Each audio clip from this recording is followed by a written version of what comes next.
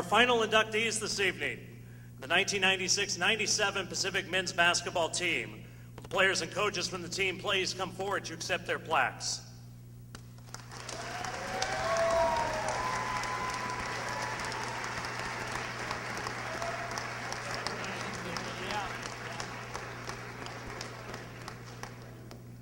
We'll pause a moment to allow them to all come up and accept their plaques and get a photo of them.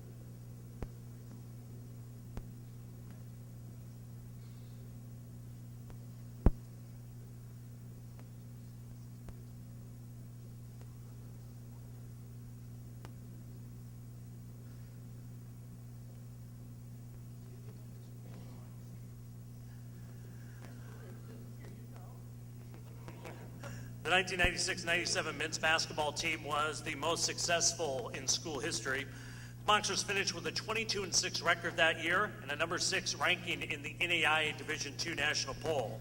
The team claimed the Northwest Conference regular season championship with a 13-3 record and beat PLU and Lewis and Clark to claim the NWC tournament and the conference's automatic berth to the NAIA Division II national tournament, becoming only the second men's basketball team in school history to make it to the national tournament. At that tournament in Nampa, Idaho, the Boxers won the program's first ever national tournament game, beating Husson College of Maine 79-68. The 1996-97 team set no less than 6 individual game and season records. Those records include largest margin of victory, best record, best winning percentage, points per game, and rebounds. 3 players from that team were named to the All-Northwest Conference team. Forward Brett Jeffries, who could not be here tonight, was named Northwest Conference Player of the Year and a first-team NAIA Division II All-American. Head coach Ken Schumann was named the Northwest Conference and the Little All-Northwest Coach of the Year. At this time, please welcome to the podium Rich Burke, a member of the class of 1988, and as Ken mentioned earlier, a broadcaster for the Portland Beavers and Portland Rockies, who played baseball here up until last year and continues to do work for Fox Sports regionally in the Northwest. Rich was the radio voice for the Boxers during that championship season and would like to share some stories and anecdotes about the team. Rich?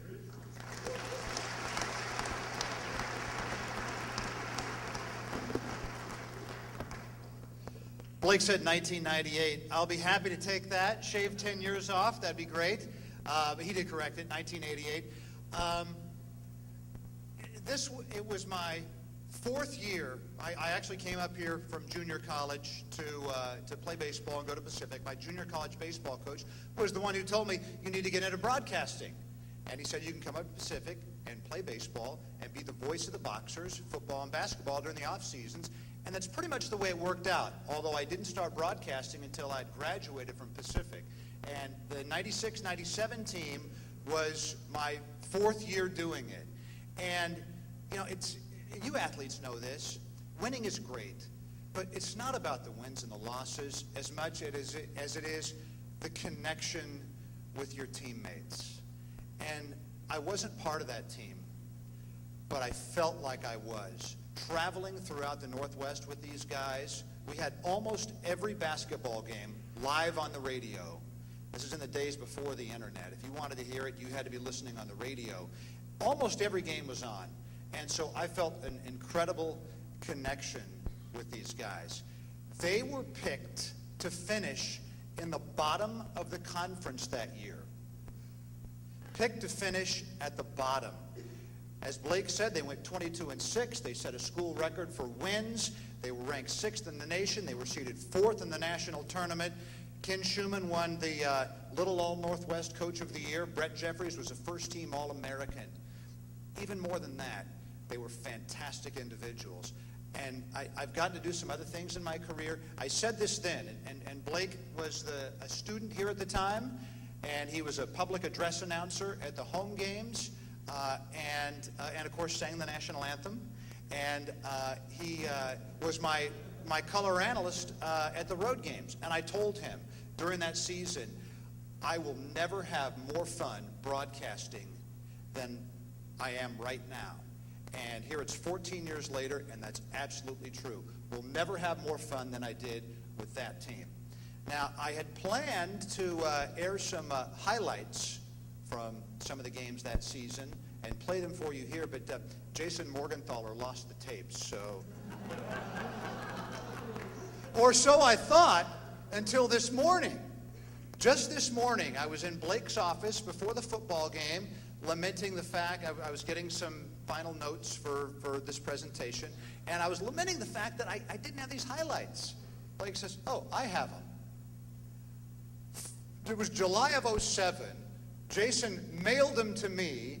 I gave them to Blake, and he had them in his office, and I couldn't remember having it. And Morgenthaler tore his house up this past week for 10 hours looking for the tapes that he mailed to me 4 years ago, which neither of us could remember. So I have them right here, which I digitized just today. Picked out some of the highlights and digitized just today from a box of about 20 cassette tapes. And I'll start it off with this one, which everyone in this room will appreciate. And I'm going to play it right into this, so hopefully it picks it up. This was February 21st, 1997, and the final buzzer had just sounded for a big win for the Boxers. Ken Schumann hugging Colin Rash. The Boxers all over the floor. They have won at Linfield, jumping up and down. Jubilant celebration here at Linfield as the Boxers beat the Wildcats 73-69. Morgenthaler on his back on the floor. The Wildcats standing solemnly off to the side. The Boxers at Linfield have secured at least a share of the conference championship with a victory tonight.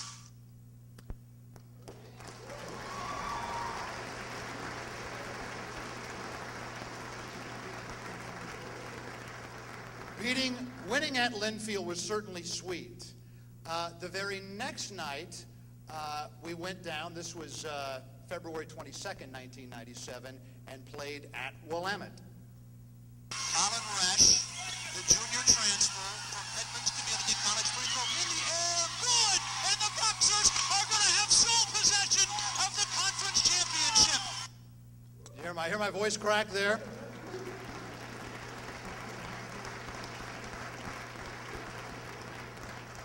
So then it came time for the conference tournament, and to get the automatic berth into the national tournament, it didn't matter if you were the conference champion, although you had the top seed in the tournament. You had to win the conference tournament. And so February 28th, we beat PLU, setting up a grudge match with Lewis and Clark in an amazing atmosphere down at the Pacific Athletic Center.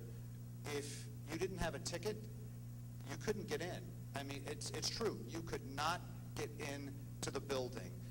This is about 90 seconds of highlights from that game. Huge crowd here at the Pacific Athletic Center for the championship game of the Northwest Conference Tournament. Steve Meyer brings it up for Pacific, working against Perry Lamb. Meyer, yo-yoing the ball up and down, terminates the dribble, and gets it now to the right side to Brett Jeffries. BJ looks to the left side to Cron. Cron in deep, backs in against Flowers, shoots up, jump ball over Flowers, and hits. At the left wing, back outside to break, guns it for three, in and out of the rack, no good. Rebound Burkham to Meyer. Here come the Boxers on the break. Meyer takes the ball down the stretch. He comes, puts it up, and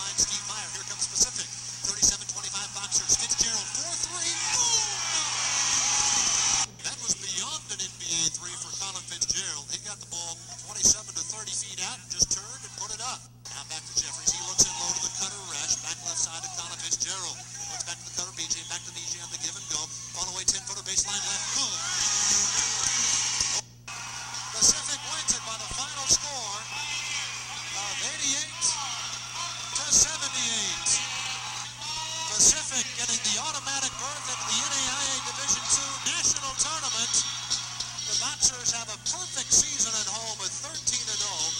And this huge crowd here at the Pack, not leaving quite yet, standing remotely, saluting the Boxers right now.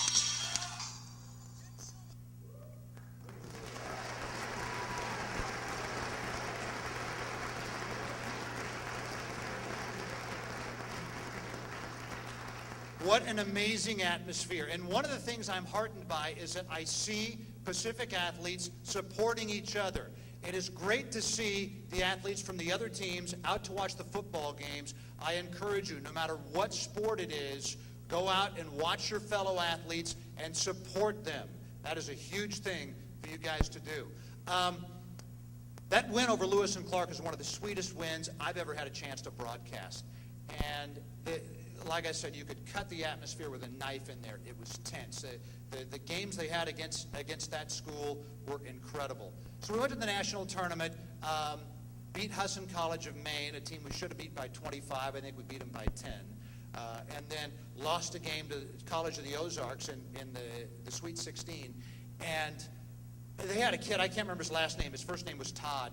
He hit threes from everywhere. It was like beyond where Fitz would shoot him. And you'd have a hand in his face, and he'd hit it. And after that game, Pacific lost. The season was over. The guys were crying. Coach Schumann was crying. And Jason Morgenthaler told me a story today about the trainer. What was his name again? Tell me again. Yeah, Jimmy Kyle. Big, strong guy, muscle. He was bawling his eyes out. And it wasn't so much because the team lost, but because this incredible experience was over. It was coming to an end, and we all knew it would never be quite the same again. So you've seen these guys up here. Coach Ken Schumann built a team with incredible chemistry. One of the best coaches I've ever been around. Assistant coaches Jeff Vernon, Tony Rockland, Doug Hoffmeister, guys who work their tails off every day. Brett Jeffries, maybe the best Pacific men's basketball player ever. Jason Morgenthaler, a true leader in every sense of the word. Sean Eaton simply willed the team to win. Colin Fitzgerald, you need somebody to hit a big shot, you look for him. Steve Meyer, as quick as they come. Gritty, gutty, good. Colin Resch, loved to handle the ball in the big spots. Hungered for the ball when it came time to hit the big shot. Will Kirkham, an absolute gamer. Wendell Cron, tough as nails. Bang around on the inside and look out. Kyle Dabashi, Zach Hall, Topher Palm, Joe Casebolt, unsung heroes who worked just as hard as everybody that was in the rotation. Guys who didn't get the minutes, but these coaches will tell you that without the efforts those guys put in practice every day, this team doesn't reach the heights that it does. What's impressive to me, and I've seen a lot of these guys recently at football games and such, a lot of them I hadn't seen since then until today, they've all gone on to successful careers. And their successes in life. Happy families. Isn't that what it's all about? At Pacific, you certainly learn a lot in the classroom, but you learn just as much on the athletic fields of play. Pacific is an incredible experience. One person could not be here. Well, actually, two people. Assistant coach Tony Rockland, who's celebrating his 40th birthday, I guess, scheduled the party a year ago, not knowing that this would be tonight. And also Brett Jeffries, the best player on that team, All-American that year, from Australia, and went on to play, one of those guys who went on to great things, as everybody did. Brett played professional basketball in his native country of Australia for a number of years. Still lives down there, was hoping he could make it here, was unable to do it. In lieu of his presence, he actually posted a video on Facebook, a message to his teammates where he walked into his yard and he's wearing his dress shirt, kind of like I am, and he takes off his shirt and he's got his Boxers jersey underneath it. He said, you know, if it's hot at work, I just take off my shirt and this is what I'm wearing. Then he takes off his jersey and he's got his jersey from his freshman year underneath it. And then he says to Colin Fitzgerald, he says, hey, Fitz, can you still fit in your jersey from your freshman year?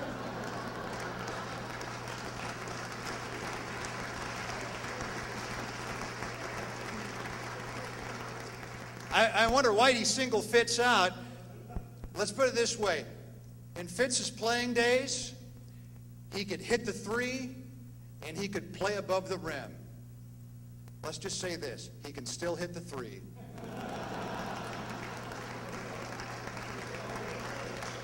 So, along those lines, in honor of Brett Jeffries, I'm not going to show you my best side like Lance did, but I will take off my boxer tie here.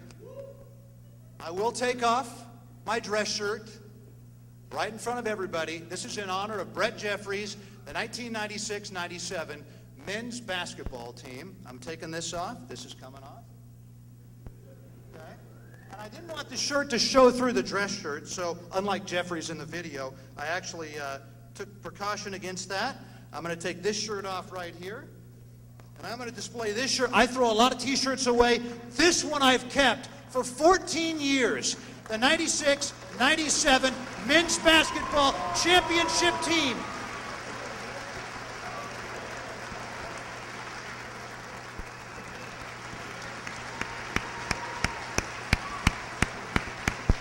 Here is to the best men's basketball team in Pacific history and one of the highlights of my life and broadcasting career. Thank you, gentlemen.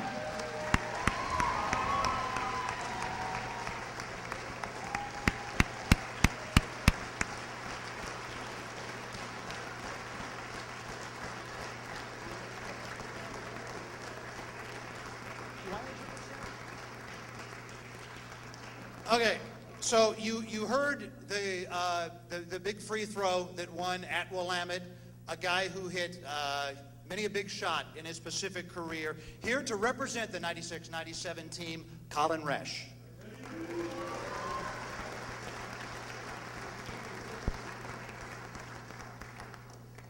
What Rich forgot to mention about this group is, talked about how we weren't picked to win and all that stuff, but the adversity we overcame when we first all came together.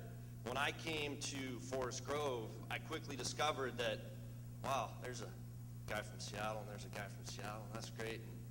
Oh, you're a Husky fan, huh? Oh, and all the rest of them are Ducks fans. This is going to be tough.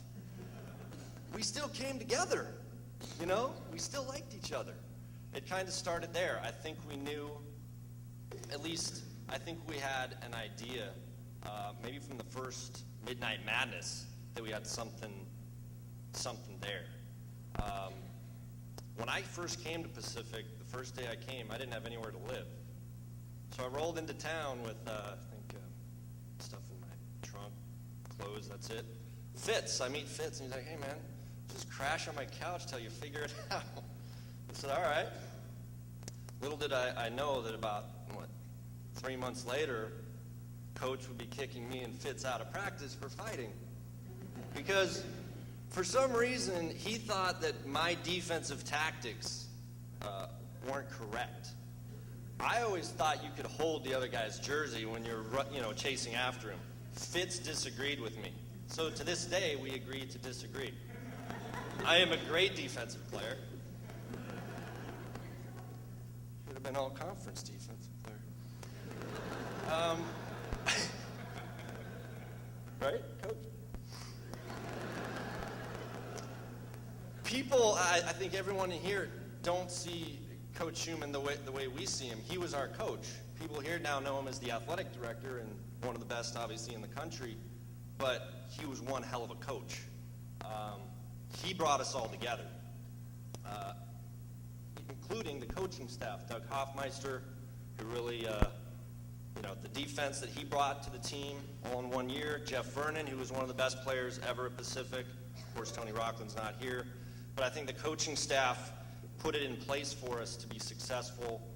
We all had roles on that team, and they were kind of defined not by anyone having to say, well, this is what you do and this is what you do, but more because we just looked at the other guy and knew, well, let's face it, Steve Meyer's a little bit faster than me, so he's probably going to be a better point guard.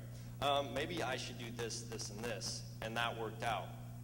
We had guys that were great at what they did, and that made us great. Now, granted, we had one of the well, the best player in Pacific history in Brett Jeffries, and it always helps to have a first-team All-American on your team.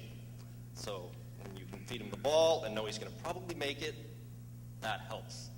That said, we did have some injuries that year.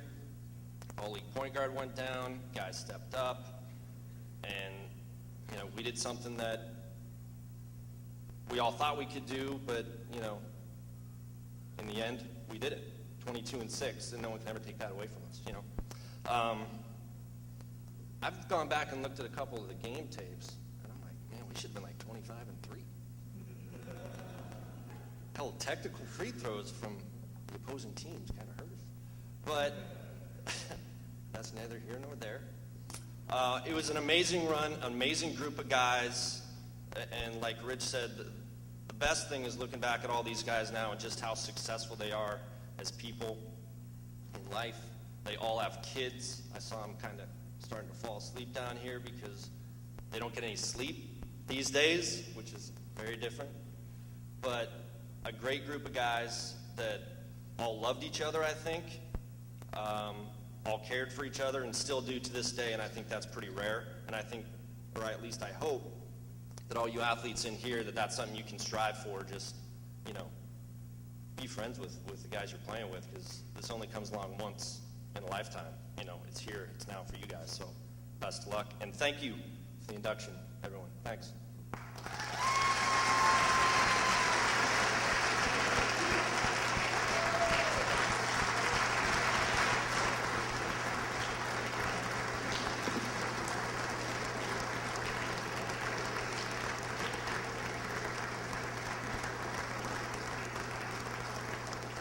Ladies and gentlemen, it is our honor to induct the 1996-97 men's basketball team into the Pacific University Athletic Hall of Fame.